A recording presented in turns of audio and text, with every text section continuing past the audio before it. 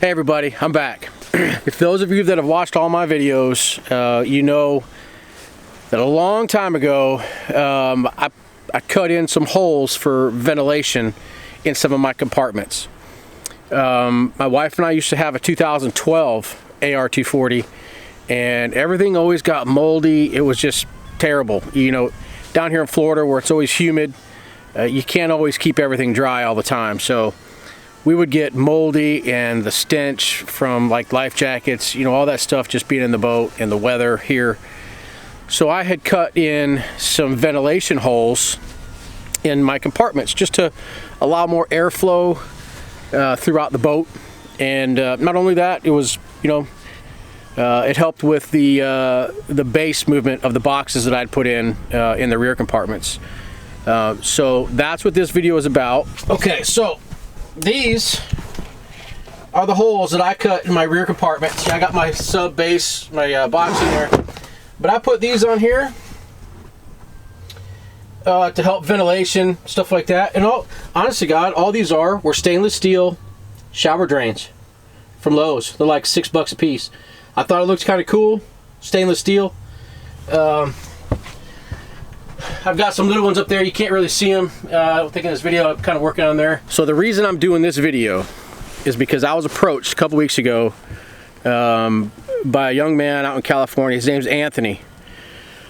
I'm not even going to try to pronounce your last name.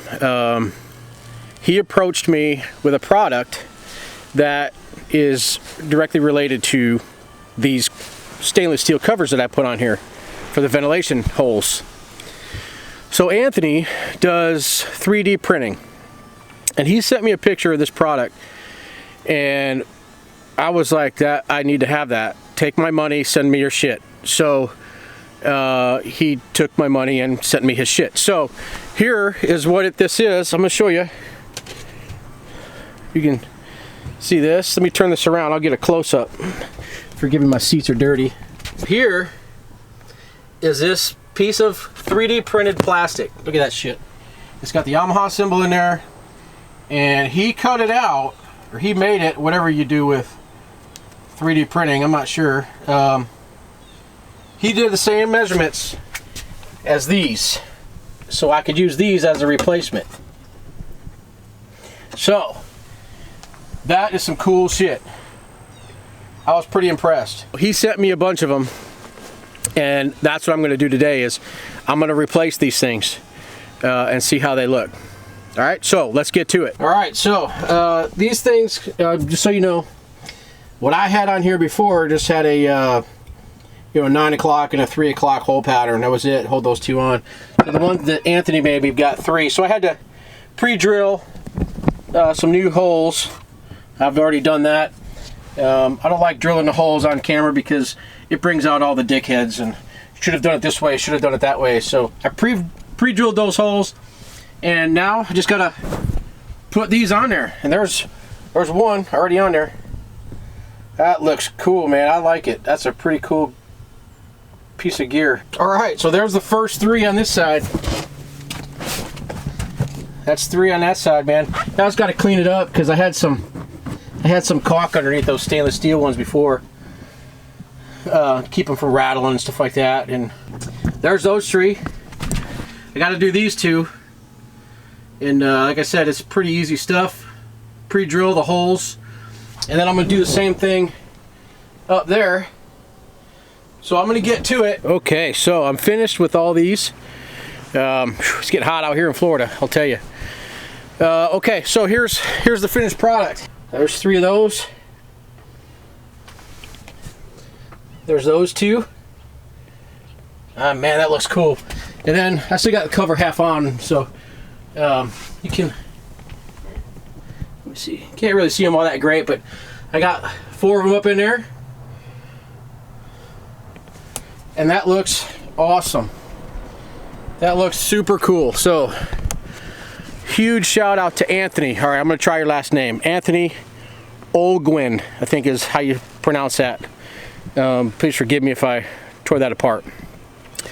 I will put the link. He sent me a link asking if I could kind of advertise this stuff for him, so absolutely I will.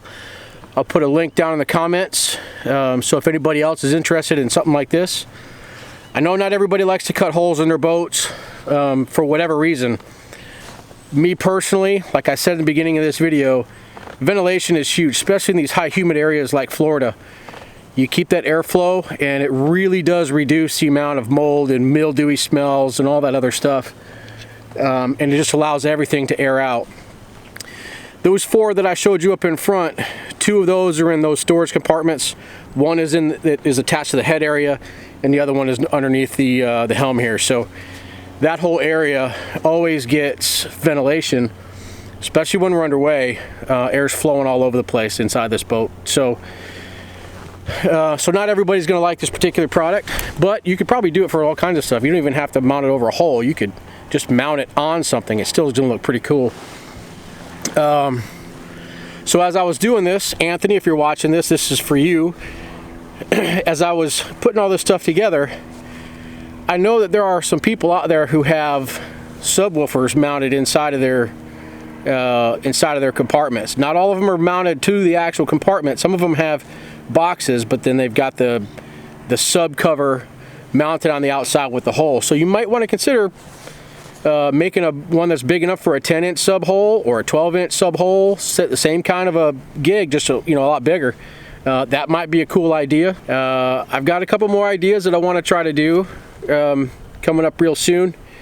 I'm going to rewire some new lights into the trailer, and there are some repairs that I want to do on the trailer because, as we all know that watch this channel, these Shorelander trailers are the biggest pieces of shit on the planet. So the mounting hardware underneath my fenders is pretty much gone. So I need to come up with a way to fix that, because trying to find a dealer that actually still wants to work with Shorelander, I have discovered, is pretty rare. I've called 3 dealers that Shorelander says are their partners, and I called all 3 of them, and they're like, nope, we're not working with them anymore. Their quality service is terrible. Their customer service is terrible. So I may have to try to find a way to rig up my trailer, or just bite the bullet and buy a new one and sell this one for scrap metal or something. I don't know. But so anyway, I digress. I'm going to redo lights. I bought some lights that have backup lights on them. I'm going to try to do those. I also want to get into some preventative maintenance for these trailer wheels. I've learned that if you don't rotate these tires, or at least just take them off in a saltwater environment, mind you, they will stick on there like crazy glue, and it takes a lot of effort to get them wheels off at the time you need to. So I'm going to do a video on some preventative maintenance and products that I've been recommended to use for that. So that's it for now. That's the short future. So again, Anthony Olguin, I hope I'm saying that right. I'm going to put your information down in the comments below. Thank you again for approaching me on this product. I really like it. It's really cool. And I will definitely spread the word around here, because I know there's people around here that have the same kind of vent holes and stuff like that. Have a good day, and happy boating.